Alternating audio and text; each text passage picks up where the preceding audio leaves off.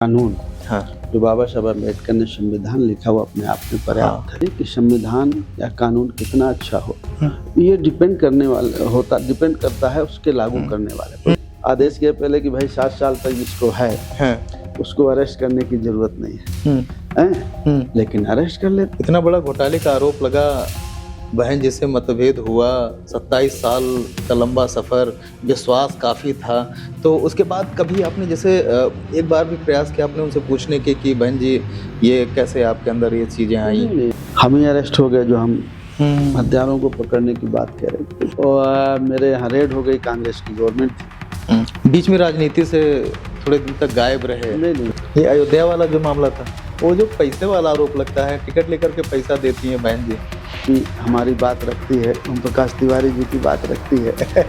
एक बात बताइए, पिछड़ा से तात्पर्य क्या है? समझ नहीं आता है, कभी कभी बड़ा कंफ्यूजन वाला विषय हो जाता है कि पिछड़े से क्या तात्पर्य है। हमारे देश में जाति के आधार पर सम्मान है और जाति के आधार पर अपमान है। तो कोई कहता है कि भाग आओ यार, इधर भाग आओ।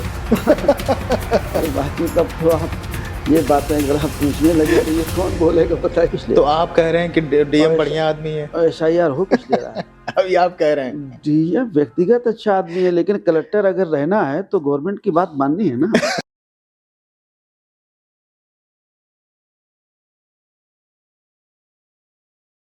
हेलो नमस्कार, आप सभी का बहुत बहुत स्वागत है।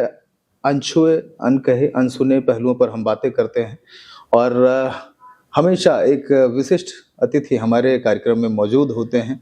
आज के जो हमारे मेहमान हैं वो भी बहुत खास हैं। खास में हम बात करें तो उनका परिचय बहुत लंबा चौड़ा है, लेकिन मौजूदा समय में वो जौनपुर से सांसद हैं और कृपा शंकर सिंह जैसे व्यक्ति को वो हरा करके और फिर से संसद में पहुंचे। मुझे लगता है कि वो अभी पहली बार संसद में पहुंचे हैं, लेकिन उससे पहले उनके कारनामे बहुत सारे रहे। हम उस पर बातें करेंगे, सारी बात इंट्रोडक्शन में आपको नहीं बताएंगे। तो आपको अब रूबरू करवा देते हैं अपने आज के मेहमान से। बाबू सिंह कुशवाहा साहब, आपका बहुत बहुत स्वागत है। धन्यवाद। आप जौनपुर से सांसद हैं, कैसे हैं आप? सबसे पहले तो ये बताइए कि बहुत दिनों बाद आपसे भेंट हुई सांसद जी। मैं ठीक हूँ, अच्छा हूँ, और ये सही है कि आपकी याद मुझे बीच में आई, लेकिन आपने मुझे याद नहीं किया। मैंने आपको याद किया और आप तक देखिए, आपने याद किया। एक कहावत है कि राजनेताओं को पकड़ना थोड़ा आसान थोड़ा है, और देखिए सांसद हो गए हैं, कहाँ इतना आसान है। 18 लाख जनता के सांसद हैं सर। नहीं, मैं कोई नेता नहीं हूँ, मैं तो एक सोशल वर्कर हूँ, सामाजिक कार्यकर्ता हूँ। तो राजनीति उसके लिए जरूरी है कि लोगों के हम कुछ काम आ सकें, गरीब और कमजोर के, उसके लिए राजनीति हम करते हैं। वैसे तो मैं शुद्ध रूप से सोशल वर्कर हूँ। बांदा के रहने वाले सांसद जौनपुर से बन गए, कैसे? मतलब ये थोड़ा सा समीकरण लोग समझ नहीं पाए जो थोड़ा सा आपसे दूर हैं। देखिए, बांदा मेरा जन्म हुआ, मैं बांदा का रहने वाला हूँ, लेकिन आप ये मानिए कि लगभग 30-35 सालों से मेरा बहुत समय बांदा में नहीं कटा है। अगर मैं साल का जोड़ूं तो अगर पूरा साल का मैं समय मिलाऊं तो 20 दिन बांदा में जाता होगा। बाकी मैं प्रदेश में हर कोने में जाता रहता हूं, अपनी बातें कहता रहता हूं और लोगों से मिलता रहता हूं। पूर्वांचल से मेरा बहुत लगाव है। मेरी पत्नी 14 में गाजीपुर से चुनाव पार्लियामेंट का लड़ी थी, सेकंड नंबर में थी, थोड़ी वोटों से हारी थी। ऐसा वहाँ के लोगों का कहना था कि बेईमानी हुई, गलत हुआ, नहीं तो 14 में गाजीपुर से जीत गई होती। वो भी बनारस कमिश्नरी का पार्ट है, जौनपुर भी बनारस कमिश्नरी का पार्ट है। तो मेरे लिए प्रदेश में मेरी सब जगह जान पहचान है, सब लोगों का स्नेह मिलता है। आपसे कौन नहीं परिचय है? आपको तो सभी जानते ही हैं। 27 साल की राजनीति बहन जी के साथ, उसके बाद बिल्कुल उथल पुथल सा कुछ हुआ, ऐसा लगा कि जीवन में उथल पुथल हुआ और राजनीतिक करियर में भी उथल पुथल हुआ। बाबू सिंह कुशवाहा जी एकदम से अलग हो गए। नसीमुद्दीन सिद्दीकी, स्वामी प्रसाद मौर्य और बाबू सिंह कुशवाहा जी जो कहते थे बहुजन समाज पार्टी, ऐसा कहा जाता है कि उसी पर चलती थी। कहाँ गड़बड़ी हो गई थी?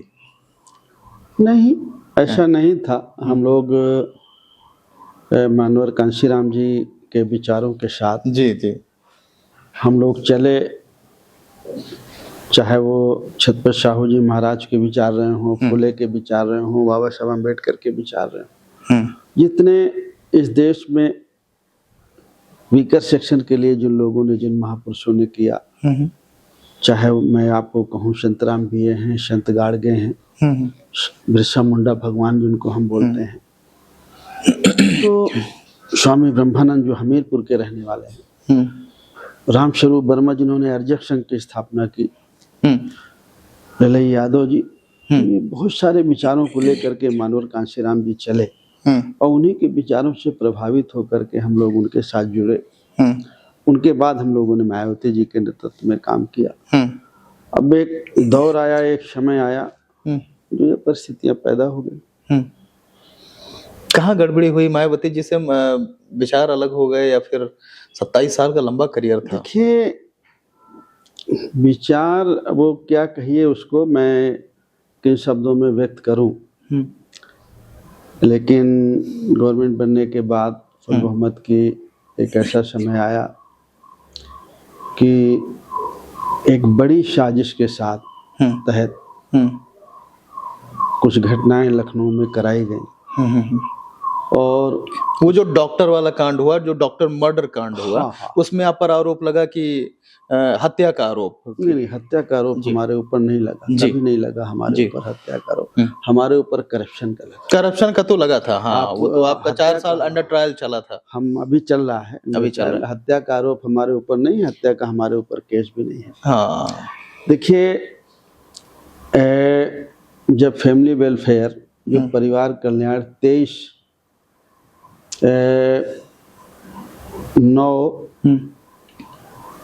मई 2009 में हमारे पास आया। गवर्नमेंट तो 7 में बनी थी और वो 22-23 महीना हमारे साथ पास रहा।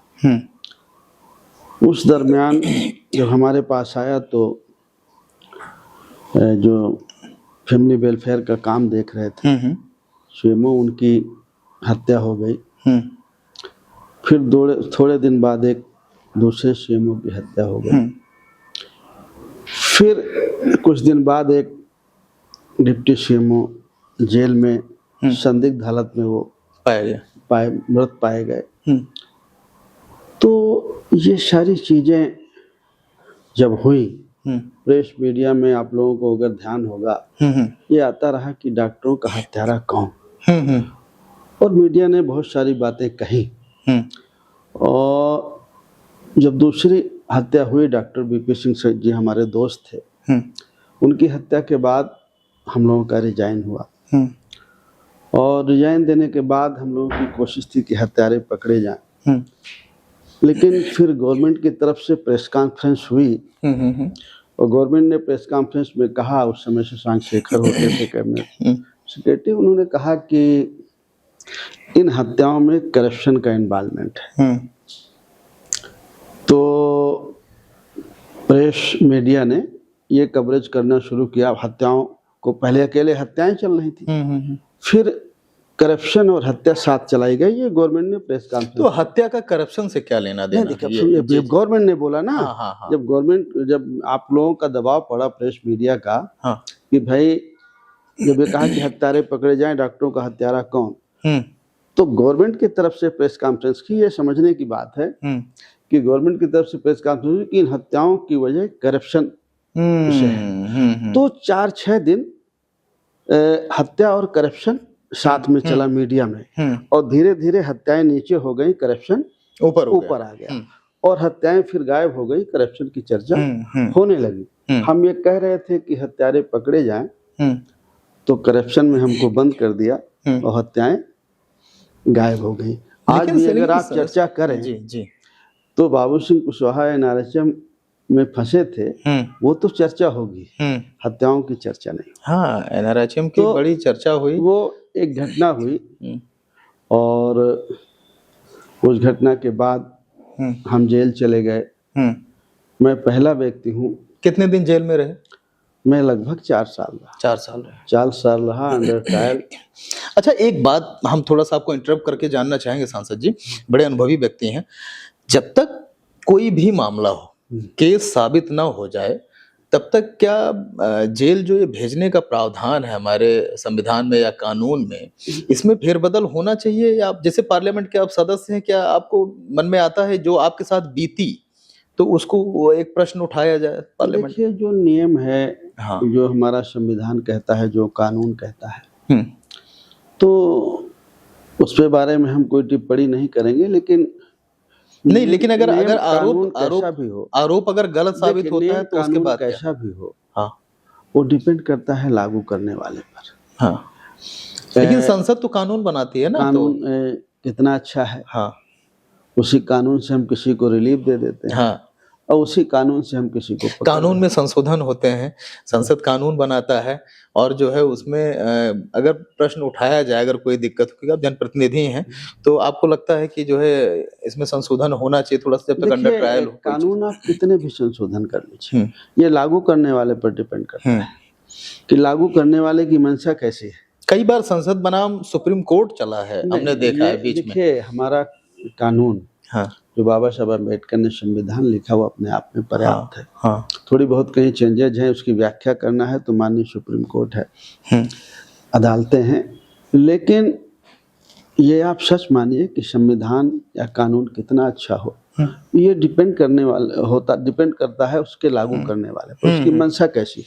तो समय समय पर संविधान में बदलाव होना चाहिए, आपकी राय क्या है? बहुत हुए हैं संविधान, तो ठीक है, आप समझिए ना, मैंने कहा उसको लागू करने वाले लागू हैं, आप समझिए ना। हमारे कानून ने कभी, माननीय अदालत ने आदेश किया पहले कि भाई 7 साल तक जिसको है उसको अरेस्ट करने की जरूरत नहीं है, लेकिन अरेस्ट कर लेते हैं।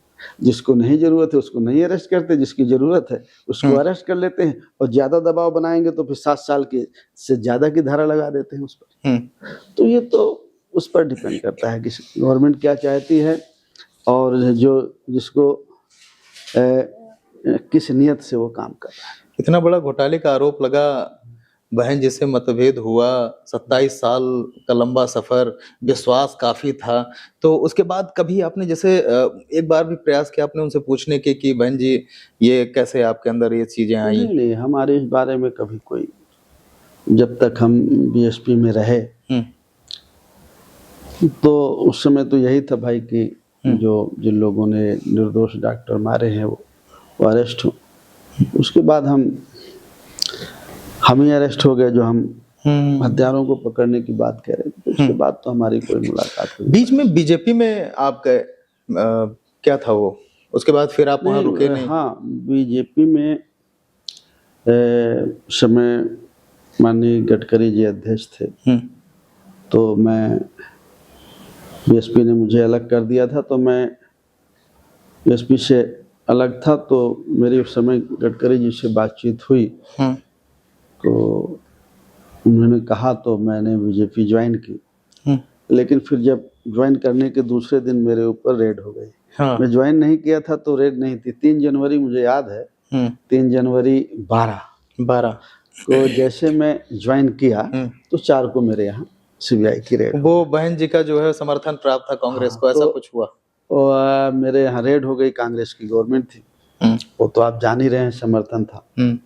तो मेरे यहाँ रेड हो गई 4 को। 4 को फिर मीडिया में ऐसा आपके यहाँ आना शुरू किया कि जैसे इस देश में एक ही व्यक्ति है, बाबू सिंह कुशवाहा।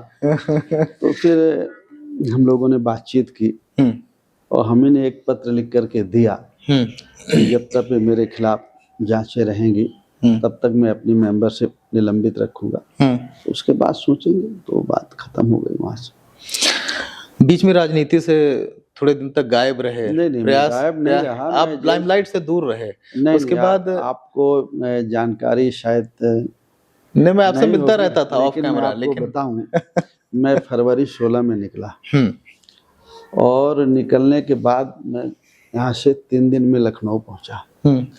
पूरे रास्ते भर जो डिस्ट्रिक्ट पड़े, लोग पड़े, मुझसे मिलते रहे, और मैं सब जगह मिलता लोगों से 3 दिन बाद लखनऊ पहुंचा। जन अधिकार पार्टी भी आपने बनाई थी? हाँ, बनाई थी, नहीं है, अभी है। उसके बाद मैं 10 दिन बाद जनसंपर्क यात्रा में निकला 16 में, फरवरी लास्ट से। और जनसंपर्क यात्रा में मैं पूरे 75 जिला गया, और मैंने अपनी बात कही और एक रात सब जगह रुका और जन अधिकार पार्टी बनाई। जन अधिकार पार्टी के माध्यम से हम लोगों ने 17 में चुनाव लड़ा, 19 में लड़ा और 19 में पार्लियामेंट कांग्रेस के साथ 7 सीटों पे हुआ था और 22 में हम लोग विधानसभा का फिर चुनाव लड़े और 24 में जब संविधान बदलने की एक चर्चा आई। ये अयोध्या वाला जो मामला था? नहीं, खाली अयोध्या की बात नहीं, बहुत सारे वो अयोध्या में ज्यादा चर्चा में आया था, वहाँ के सांसद ने। अयोध्या के सांसद जी का मामला नहीं है, बहुत सारे उनके कार्यकर्ताओं ने, एक आध लोगों ने तो और पहले यहाँ संसद की प्रतियां, वो संविधान की प्रतियां भी जलाई थी। वो कह रहे थे कि संविधान जो है वो तो बदल ही देते, 2 बार और थे, इसके पहले हमको तो बदलना होता। संविधान बदलने की जब बात की तो हम संविधान को मानने वाले लोग हैं, तो हम लोगों ने देखा कि हमारी ताकत इतनी है नहीं, हमारा छोटा संगठन है, तो हम लोगों ने सोचा कि अगर कोई मजबूत है और मजबूती से विपक्ष में है तो अखिलेश यादव जी हैं। तो हम लोगों ने मिल के उनसे अनुरोध किया कि हमारी शक्ति है नहीं, ताकत है नहीं बहुत ज़्यादा, आप मजबूत हैं तो हमारे पास जो थोड़ी बहुत ताकत है हम आपको समर्थन करेंगे। आप संविधान की लड़ाई लड़ रहे हैं, गरीब की, किसान की, मजदूर की लड़ाई लड़ रहे हैं। तो हमने उन्हें समर्थन देने को कहा। उन्होंने कुछ दिन बाद कहा कि भाई आप जौनपुर से लड़ लीजिए। तो मैं जौनपुर से लड़ लिया और उनका सिंबल लेकर के मैं एमपी जीत करके आया हूँ और उन्होंने मेरी हर तरह से मदद की। और जब मैं जीत के आया हूँ तो उन्होंने संसदीय दल का, समाजवादी पार्टी का मुझे उपनेता भी बनाया। तो उसके लिए मैं उनको धन्यवाद देता हूँ। और जन अधिकार पार्टी अभी जो और साथी हैं, श्रीमती सुकन्या जी हैं, उसकी वो राष्ट्रीय अध्यक्ष हैं। बसपा बीजेपी की बी टीम है, आप क्या कहेंगे इस पर? देखिए, मैं इस बारे में, ये तो आपके राष्ट्रीय अध्यक्ष जी भी कहते हैं कि मैं कोई प्रतिक्रिया नहीं करता, ये बड़े लेवल का मामला है, मैं ना उस लेवल का नेता हूँ। अब इस मामले में आप अध्यक्ष जी से ही प्रतिक्रिया ले सकते हैं और मैं छोटे दायरे का नेता हूं, तो जो मेरे मतलब की, जो मेरे बोलने की बात आप कहेंगे मैं बोलूंगा उसमें। पुराने नेता रहे 27 साल में, फिर बार बार दोहरा रहा हूँ। वो जो पैसे वाला आरोप लगता है, टिकट लेकर के पैसा देती हैं बहन जी। नहीं, देखिए वो बात जो है वो मेरी समझ से उन्होंने कहा हुआ है, उसमें कोई ज्यादा चर्चा की जरूरत नहीं है। जो कोई चीज अगर चोरी की होती है, छिपी होती है, तो उस पर चर्चा होती है। जिस चीज को उन्होंने खुद ही कहा हुआ है तो उसमें चर्चा की बहुत ज्यादा जरूरत है। जातिगत राजनीति के खिलाफ है या पक्ष में?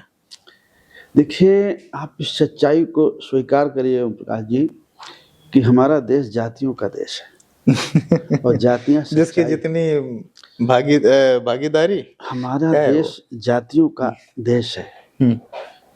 अब उसको आप अन्यथा मत लीजिएगा। कुछ लोगों को जाति के आधार पर सम्मान है और कुछ लोगों को जाति के आधार पर अपमान है। तो इस जाति की सच्चाई को आप छिपा नहीं सकते। तो मतलब न्याय कैसे दिलाते हैं? मतलब तिवारी, पांडे, मिश्रा और देखो, न्याय देख करके आप न्याय तभी दे पाएंगे हमारे देश में जब आप समान भागीदारी की बात करेंगे। तो समान कानून लागू करवाइए, उठाइए आवाज। समान कानून कहाँ लागू होता है? तो अखिलेश जी तो पीडीए कर रहे हैं, तो कैसे होगा? तो वही लागू होगा ना जब सरकार चाहेगी। पीडीए की बात जो वो करते हैं उसका मतलब समझिए ना। जो लोग पीछे हैं, जिनको आगे बढ़ाने की जरूरत है, देश के जो गरीब हैं, कमजोर हैं, जिनको हम पिछड़े कहते हैं, दलित कहते हैं, आदिवासी कहते हैं, अल्पसंख्यक समाज के लोग कहते हैं, अगड़ी जात के लोग बहुत सारे गरीब और कमजोर हैं। तो जब तक आप इनको बराबरी में नहीं लाएंगे तो कैसे देश हमारा संपन्न होगा, कैसे आप मजबूती लाएंगे?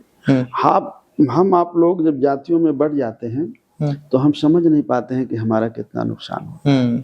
आप खूब इस बात पे समर्थन करिए कि नहीं, बीजेपी हमारी बात रखती है, ओम प्रकाश तिवारी जी की बात रखती है। मेरी कोई बात नहीं रखती। आप समझिए मेरी बात को। लेकिन आप ये खुद बताइए जी कि अगर एजुकेशन का सिस्टम खत्म हो रहा है तो खाली अदर बैकवर्ड या शेड्यूल कास्ट या माइनॉरिटी या आदिवासी प्रभावित नहीं हो रहा, उससे आपके बच्चे भी प्रभावित हो रहे। एक बात बताइए, पिछड़ा से तात्पर्य क्या है, समझ नहीं आता है। कभी कभी बड़ा कंफ्यूजन वाला विषय हो जाता है कि पिछड़े से क्या तात्पर्य है। पिछड़े से तात्पर्य है हाँ, जो सामाजिक और शैक्षिक तौर पर पिछड़े हैं। हाँ, विशेष जाति कोई नहीं। हाँ, हाँ, जिनको जो एजुकेशन में ये तो बहुत अच्छी बात आपने बताई, यही तो है। क्योंकि किसी भी वर्ग में कोई जाति ऐसा थोड़ी है कि अगर मान लिया वो पंडित है तो उसमें पिछड़ा नहीं होगा, या गौतम है तो उसमें पिछड़ा नहीं होगा, उसमें मजबूत और अगड़ा पिछड़ा नहीं। आप अगर इस बारे में जी, आपको इस बारे में फिर तिवारी जी बहुत पढ़ना पड़ेगा और जानकारी पढ़ना पड़ेगा। मैंने एक शब्द कहा, उसको समझिए जी। हमारे देश में जाति के आधार पर सम्मान है और जाति के आधार पर अपमान है। हमारे देश में सामाजिक और शैक्षिक आधार पर रिजर्वेशन की व्यवस्था है, आर्थिक आधार पर नहीं है। तो ये सही है कि गलत है? ये सही है। सही है। आप पढ़े समझिए, सामाजिक और शैक्षिक आधार पर जिनको पढ़ने लिखने का राइट नहीं था, पढ़े लिखे नहीं थे, जब पढ़े लिखे नहीं थे तो किसी क्षेत्र में वो आगे नहीं गए। तो आपको ये चाहिए कि वो आपकी बराबरी पर आए। आप अगर उनको कहते हैं कि इक्वल, जैसे हम कहते हैं, आप कहते हैं, जैसे हम बच्चों को, हम आप नौजवानों को गुमराह किया जाता है कि भाई रिजर्वेशन क्यों, आप रेस में क्यों नहीं 1 2 3 बोलते हैं, बराबरी से दौड़े। आप ये बताइए, जिनका आपने सालों से पैर बांध के रखा है और एक आदमी प्रैक्टिस करता रहा है, अब आप उसके आज पैर खोलते हैं और कहते हैं रेस में दौड़िए। आपने तो प्रैक्टिस कर रखी है और उसके तो पैर बंधे हुए हैं। आपने अखाड़े में पहलवानी की है और वो कभी गया नहीं, उसको आपने भेजने नहीं दिया, और फिर आप उससे कुश्ती लड़े या रेस लड़े तो वो कहाँ है?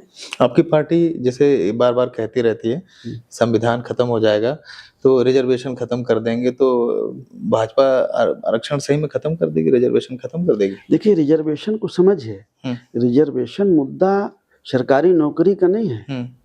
रिजर्वेशन मुद्दा है इस देश में हिस्सेदारी का, भागीदारी का, कि इस देश में हम रहते हैं, इस देश को बनाने में हमारा भी योगदान है जितना आपका है। तो इस देश के जितने संसाधन हैं उसमें हमारी भी हिस्सेदारी और भागीदारी रहना चाहिए। समानता की बात होनी चाहिए। हाँ, समानता की, जैसे हम कहते हैं कि भाई एक समान शिक्षा पद्धति, चाहे गरीब का बेटा हो चाहे अमीर का बेटा हो। अब ठीक है, अमीर का बेटा है उसको सुविधाएं दे दीजिए, कूलर में एसी में बैठ के पढ़ ले, सोफे में बैठ के पढ़ ले। गरीब का बच्चा बेचारा ठीक है, वो सुविधाएं नहीं ले सकता है, टाट पट्टी में बैठ ले, लेकिन जो पाठ्यक्रम हो वो एक तरह का हो। ऐसा नहीं कि कोई सीबीएसई से पढ़ के आया है और एक प्राथमिक विद्यालय यूपी बोर्ड से पढ़ के गया और वो इंग्लिश मीडियम का पढ़ा है, वो हिंदी मीडियम का पढ़ा है, और फिर आप उसको कंपटीशन में बैठा लेंगे तो कैसे पास होगा? अच्छा सांसद जी, लॉ एंड ऑर्डर की बात हो रही थी। लॉ एंड ऑर्डर जो है वो 3 चॉइस है आपके पास। वो मुख्यमंत्री योगी आदित्यनाथ की बात तो होती है क्योंकि मतलब वो जो है लॉ एंड ऑर्डर के बदौलत आए हैं सरकार में दोबारा लौट करके। बहन जी पर तो बड़ी बातें होती थी कि लॉ एंड ऑर्डर का बड़ा सॉलिड है। अखिलेश जी पर भी बातें होती हैं, लेकिन लॉ एंड ऑर्डर पर बातें नहीं होती। तीनों में अगर आपको चॉइस दिया जाए तो बेस्ट कौन है लॉ एंड ऑर्डर के मामले में? देखिए, मैं लॉ एंड ऑर्डर की एक बात आपको बताता हूँ। हाँ। जब लखनऊ में 3 सीएमओ मारे गए, हाँ, बीएसपी की गवर्नमेंट थी, हाँ, गृह मंत्रालय मुख्यमंत्री के पास था। जिस गवर्नमेंट में अगर एक घटना हो जाए तो कप्तान ट्रांसफर हो जाता था, सस्पेंड हो जाते थे, और 3 हत्याएं हुई। एक जेल में संदिग्ध हालत में मृत पाए गए, एक जेल का सिपाही ट्रांसफर नहीं हुआ। लखनऊ राजधानी में 2 डॉक्टर मारे गए, एक सिपाही का ट्रांसफर नहीं हुआ, जो थाने का सर्किल इंचार्ज है उसका ट्रांसफर नहीं हुआ, किसी पे कोई कार्रवाई नहीं हुई, और राजधानी में घटनाएं हुई। और कानून व्यवस्था के लिए कितना जाना जाता था बीएसपी। बहन जी अपने विचारों से भटक गए थे अंबेडकर। मैं ये कह रहा हूँ ना कि बीएसपी का कार्यकाल कितना अच्छा माना जाता था। मतलब मैं आपके सामने बता रहा हूँ कानून व्यवस्था है, कानून व्यवस्था की बात होती तो मैं वही तो बता रहा हूँ आपके सामने कि 2 सीएमओ राजधानी में मारे गए हैं, गृह मंत्रालय किसी और के पास नहीं था, हैं, और एक सिपाही तक का ट्रांसफर नहीं, एक पे कार्रवाई नहीं हुई। जेल में सिपाही सीएमओ संदिग्ध हालत में मिला, कैसे? वो तो संदिग्ध हालत में मृत कहते हैं क्योंकि रिपोर्ट ऐसी है। बाकी तो जो हुआ है वो तो सब कोई जानता है। तो और एक जेल का सिपाही ना ट्रांसफर हुआ और ना जहाँ हत्याएं हुई 2 सीएमओ मारे गए ना वहाँ हुआ। तो लॉ एंड ऑर्डर, तो लॉ एंड ऑर्डर मैंने वहाँ की बात बता दी।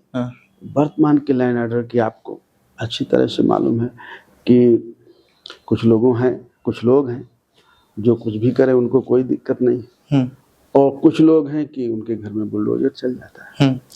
तो कानून व्यवस्था चॉइस पर नहीं होना चाहिए। कानून व्यवस्था तभी अच्छी हो सकती है कि जो दोषी है उस पर, अखिलेश जी वाला लॉ एंड ऑर्डर बढ़िया था, उस पर कार्रवाई हो।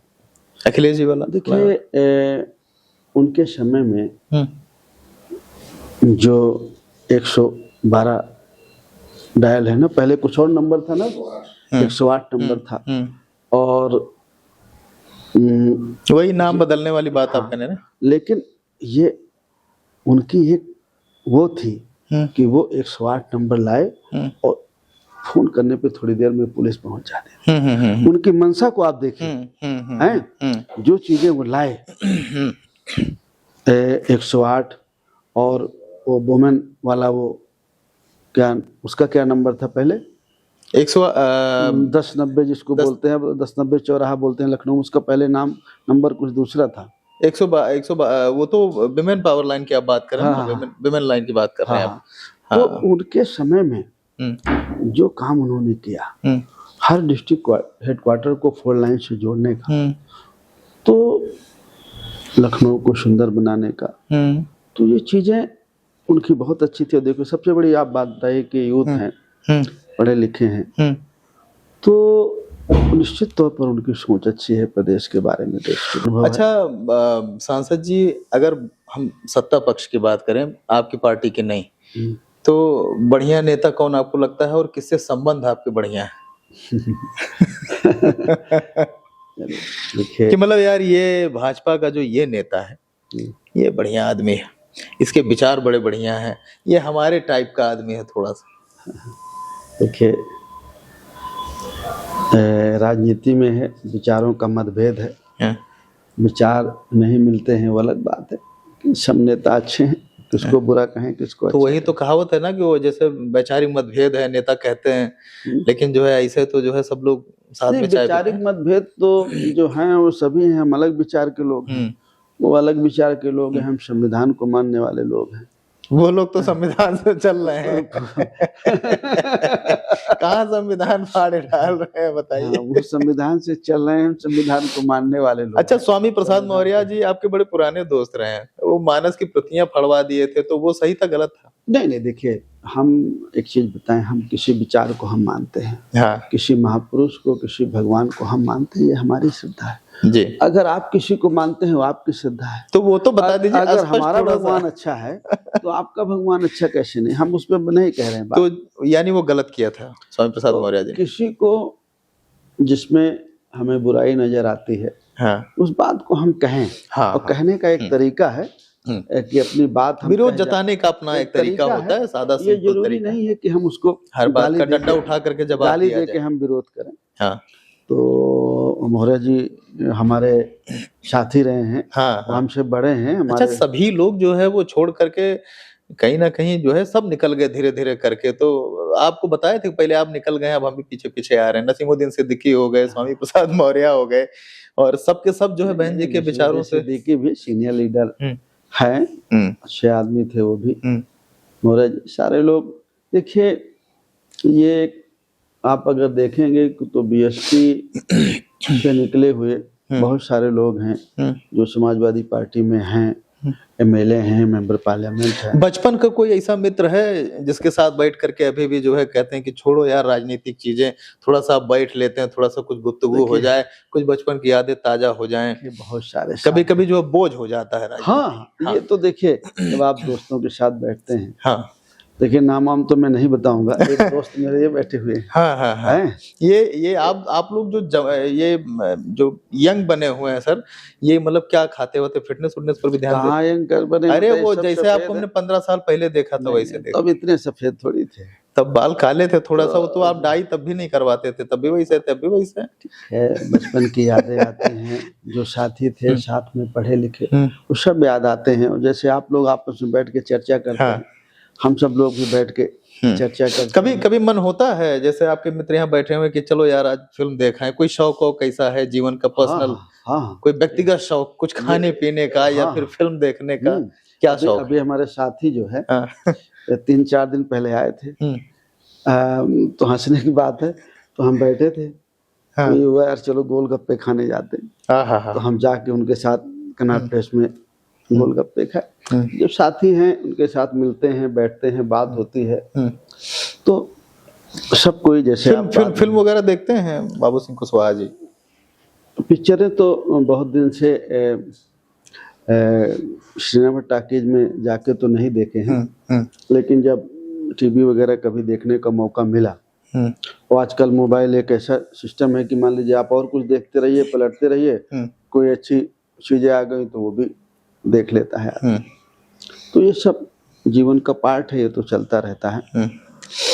अच्छा, वो जब आप राजनीतिक करियर शुरू किए तब से लेकर के अभी तक जो है वो राजनीति में बदलाव आपने क्या देखा? तब की राजनीति ज्यादा अच्छी थी, अभी की राजनीति ज्यादा अच्छी? वो जो दौर है, हम लोग 17-18 साल के थे जब बीएसपी आई, और हम लोगों ने शुरुआत की, और शुरुआत करते करते मैं 35-36 साल में पहली बार मिनिस्टर बन गया था।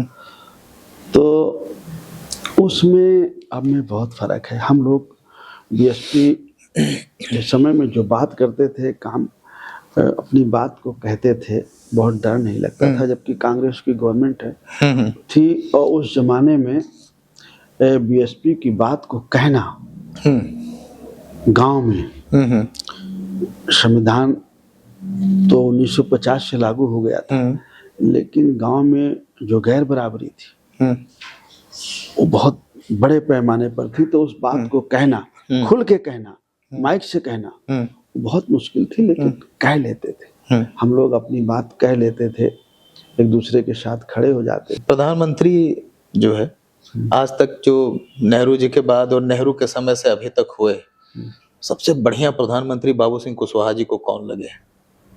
मतलब यार ये आदमी बढ़िया है, मतलब ऐसा प्रधानमंत्री। देखिए हम लोग इस विचार के आदमी हैं, हाँ, कि अभी तक हमारे विचार का कोई बना नहीं। विचार आपको बताइए, तो कौन प्रधानमंत्री जो विचार नहीं ला पाया? हमको जो है ऐसा लगा नहीं, लेकिन हाँ ऐसा लोग कहते हैं, और जहाँ तक हम भी समझते हैं, मनमोहन सिंह साहब को ईमानदार मिनिस्टर लोग कहते हैं, और जवाहरलाल जी के समय में हम लोग थे नहीं, को हम आइडिया नहीं, लेकिन हम बहुत नजदीक से, जैसे कहिए कि मनमोहन सिंह साहब को हम लोगों ने देखा, लोग उन्हें ईमानदार मानते हैं। बहुत चर्चाएं हुई उनकी गवर्नमेंट में, बड़ा वो हुआ, लेकिन अर्थव्यवस्था के मामले में, सुधार के मामले में, उसके मामले में मनमोहन सिंह साहब को लोग याद करते। तो अभी जो संसद आप पहुंचे तो वहां पर तो कई हीरो हीरोइन आपको मिलते रहते होंगे, तो अभिनेताओं में आपकी कोई रुचि उची है? मतलब मिलते उलते हैं, जैसे फिल्म में तो आप देखते रहते थे, तो यार ये तो हमको मिल गए यहाँ पर? नहीं, मैं बहुत लोगों से, जैसे हम जो जिन्होंने मेरठ से जो जीत के आए हैं, अरुण गोविल जी से एक दिन मुलाकात हो गई थी, वो बॉम्बे एयरपोर्ट में हो गई थी, तो उनसे मैंने नमस्ते किया, परिचय हुआ। मनोज तिवारी जी से, और जो गोरखपुर से जीते हैं। अच्छा, भाजपा में सबसे अच्छा दोस्त आपका कौन है? इसमें कोई है दोस्त? सब मेरे दोस्त हैं जिनसे। तो कोई कहता है कि भागाओ यार, इधर भागाओ? ये बातचीत, अब तो आप ये बातें अगर आप पूछने लगे तो ये कौन बोलेगा बताइए। वो कुछ लोग हमको कहते हैं कि आ जाओ, कुछ लोगों को हम कहते हैं कि तो आप काहे बुला रहे हैं कि हम जो है विपक्ष में, तुम विपक्ष में आ जाओ? कहते हैं कि भाई हमारे विचार अच्छे हैं, आप आ जाओ। लेकिन राजनीति है, इसमें कुछ कहा नहीं जा सकता। इस समय जो SIR वाला मुद्दा चल रहा है, तो वो गलत है कि सही है? देखिए SIR मुद्दा अपने अपने तर्क से है ना, कैसे परिभाषित करते हैं। भाजपा कह रही कि छटनी कर रहे, उसमें क्या बुराई है? SIR तो अटल जी के जमाने में हुआ था। नहीं, SIR हुआ नहीं, SIR ये पहली बार है। नहीं तो हुआ था 2002-03 में। उसका नाम ढूंढिए, नहीं हुआ SIR ये पहली बार हो रहा है। SIR का जो कानून है, इलेक्शन कमीशन को कहीं पर्सनल शक है किसी एरिया में, किसी विधानसभा में, उसमें वो करा सकते हैं। ये सामूहिक पूरे देश में नहीं हो सकता है। आप ये बताइए कि लगभग 80,000 से 1 लाख वोट कट रहा है विधानसभा में। 15 से 20% वोट कट रहा है। और अगर 4 से 5 लाख वोट है तो अगर 20% कट गया तो 1 लाख वोट कट गया। घुसपैठिए भी तो हैं, वो देखिए कितने लोग को दिखा रहा है, न्यूज चैनल जा रहे हैं। आपने देखा? कोई बताइए। हाँ हाँ, सब देखिए, बंगाल के रास्ते कितने लोग बाहर गए। बताइए, आप बताइए ना, रिकॉर्ड में बताइए। अब रिकॉर्ड अब आप देखिए खबरें। चलो यूपी के करिए जहाँ के आप रहने वाले हैं। हाँ। बताइए कहाँ घुसपैठिए। बिहार में घुसपैठिए का नाम है। तो एक बात बताइए सांसद जी, जैसे कितने लोग के नाम मिस हो गए हैं, कितने लोग मृत हो गए हैं, उनका नाम हटाना, कितने लोग का जोड़ना है, तो उसके लिए एसआईआर इसके लिए तो महत्वपूर्ण है ना। एसआईआर की ये जो हमारे बीएलओ हैं, गवर्नमेंट कर्मचारी है, ये उनकी जिम्मेदारी है कि वो देख ले कि कितने मृत हो गए हैं, कितने बाहर चले गए हैं, उनकी जिम्मेदारी। तो चुनाव आयोग पर भी तो आरोप लग रहा है। आप नहीं, चुनाव आयोग इसलिए कि उसने डाल दिया जिसको बेचारे को पता नहीं है। इसको भरना कैसे है, जमा कहाँ करना है। तो करवा तो रहे हैं बीएलओ वगैरह सब लगे, नहीं करा रहे हैं। बीएलओ को ट्रेनिंग ही नहीं दी गई। न कोई ट्रेनिंग है, न उनको कोई जानकारी है।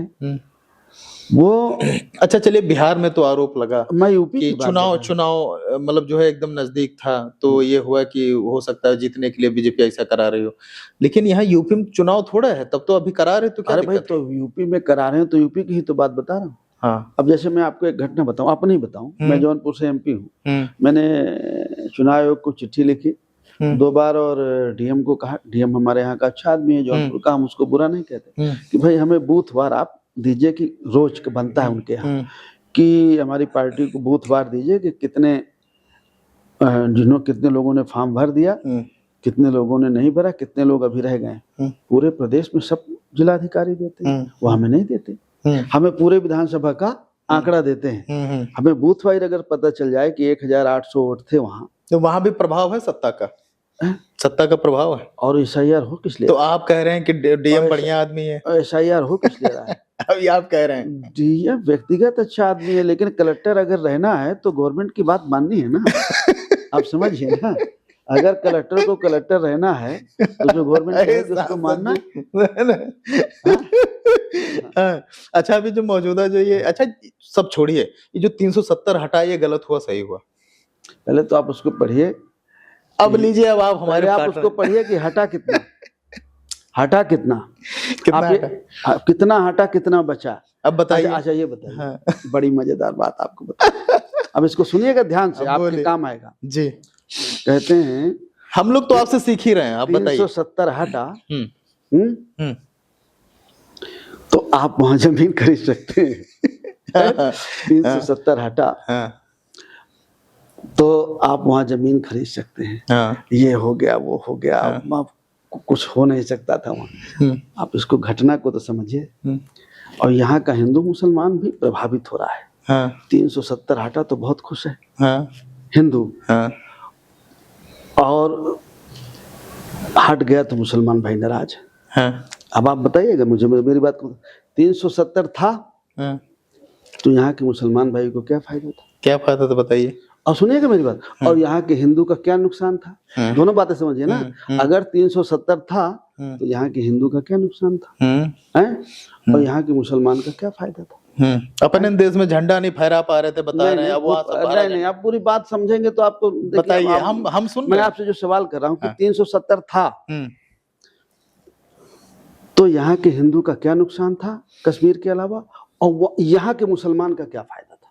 तब आप बताइए। यहाँ के मुसलमान को तो कुछ नहीं मिल रहा था, यहाँ का हिंदू का कुछ जा नहीं रहा था, और हट गया तो यहाँ के मुसलमान का कोई नुकसान तो नहीं हुआ, और यहाँ के हिंदू का कोई फायदा तो नहीं हुआ। मुद्दा मिला हिंदू मुसलमान का, जो चाहिए बीजेपी को। ठीक है, अच्छा इससे भी हम निकल रहे हैं। नहीं, मैं ये बात बता रहा हूँ, आप उसको गहराई से समझिए। अच्छा ठीक है, अभी ये बताइए कि अब घड़ी इशारा कर रही है हमारी, पूछ रहे जल्दी, तो राम मंदिर बना, खुश हैं? भगवान का घर बने, उसमें किसी को कोई दिक्कत नहीं, लेकिन अब माननीय न्यायालय ने, सुप्रीम कोर्ट ने आदेश दिया है, तो सुप्रीम कोर्ट का कोई आदेश थोड़ी कोई बना कर सकता है, लेकिन ये सारी चीजें सहमति पर होती हैं। तो आप बहुत अच्छे हमारी जो है मेहमान नवाजी को आपने स्वीकारा, और आपका बहुत बहुत धन्यवाद सांसद जी। बहुत बहुत धन्यवाद कि आज आपसे बात करने का मौका मिला मुझे। और फिर हम लोग बैठेंगे, बात करेंगे। बिल्कुल। जौनपुर वालों का भी ध्यान रखिएगा। जौनपुर के लोगों का हमेशा मेरे ऊपर एहसान है। उन्होंने मुझे जिता करके सबसे उच्च सदन में भेजा। बिल्कुल। मैं हमेशा उनका ऋणी रहूंगा। और ऐसे समय में, जैसे जब समय मेरा बहुत खराब था। पिछड़ों का सबसे बड़ा नेता किसको मानते हैं? बाबू सिंह कुशवाहा जी। अब देखिए, हम जाते जाते पूछ ले रहे हैं, क्योंकि देखिए बहुत सारे नेता पैदा हुए, चंद्रशेखर रावण, स्वामी प्रसाद मौर्य, आप, ओम प्रकाश राजभर इस समय दावा कर रहे हैं खूब चाप करके। तो मतलब किसको मान रहे हैं, पहले ये बताइए। सब लोग अच्छे नेता हैं, काम कर रहे हैं। लेकिन हम अगर ओवरऑल देखें तो इस समय समाजवादी पार्टी मजबूत है और विपक्ष की भूमिका में है। और उनके राष्ट्रीय अध्यक्ष अखिलेश यादव जी निश्चित तौर पर जितने आप नेता गिनाए उनमें सबसे बड़ा है, बड़े हैं, हमसे भी बड़े नेता हैं। बहुत बहुत धन्यवाद सांसद जी, आप कार्यक्रम में आए और बड़े अच्छे अनुभव आपने साझा किए, ये सच है। और ऐसे ही जो है आप लाइमलाइट में बने भी रहा करिए, क्योंकि जो ऑडियंस हमारी देख रही है और जनता जो है वो बाबू सिंह कुशवाहा जी जैसे नेताओं को अनुसरण करना चाहती है, उनके अनुभवों को जानना चाहती है। देखिए, अब आप कैमरे में ये कह रहे हैं जी, मैं लाइमलाइट से बहुत दूर रहना चाहता हूँ। मैं बहुत बच के रहता हूँ। और मैं कोशिश करता हूँ कि कम झलक आए। लेकिन अब आपने कहा तो इतना सुंदर चेहरा काहे कम झलक आए? अच्छी पर्सनालिटी, सुंदर चेहरा, आप तो उस जमाने में राजकुमार लगते रहे होंगे। बताइए, फिल्मों का शौक था आपको, आप मुझे गलत दिशा में आए। नहीं, मैं ये नहीं कह रहा हूँ फिल्मों का शौक था मुझे, मैंने ये नहीं कहा। आपने कहा नहीं, तो सब कोई देखिए, उस चीजों से आप बहुत सारी चीजें आप हकीकत से नहीं भाग सकते। तो हम भी आम आदमी हैं, खुद को एंटरटेन करने के लिए तो कुछ तो करते होंगे। हाँ, तो सब कोई करता है। सब कोई करता है। क्या करते हैं? अब बहुत सारी बातें हैं। ठीक है, आप आए और आपका बहुत बहुत धन्यवाद सांसद जी, फिर से आपसे भेंट होगी। तो ये थे जौनपुर से हमारे साथ हमारे विशिष्ट मेहमान बाबू सिंह कुशवाहा जी। आपकी प्रतिक्रिया का हमें इंतजार रहेगा, क्योंकि उन्होंने बड़े अनछुए अनकहे पहलुओं पर जो है अपने अनुभव को साझा किया है और राजनीतिक सफर पर भी बातें की हैं। हम हालांकि राजनीतिक सफर पर ज्यादा बातें अपने कार्यक्रम में नहीं करते हैं, व्यक्तिगत जीवन पर करते हैं, लेकिन चूंकि ऐसे इनका जीवन रहा है जिस पर हमने थोड़ा सा कुरेदने की कोशिश की है, फंसाने की कोशिश नहीं की है, तो आप अपने कमेंट जरूर दीजिएगा कि हमको और कुछ पूछना चाहिए था, बच गया था तो हम दोबारा इनसे लेंगे। बहुत बहुत धन्यवाद।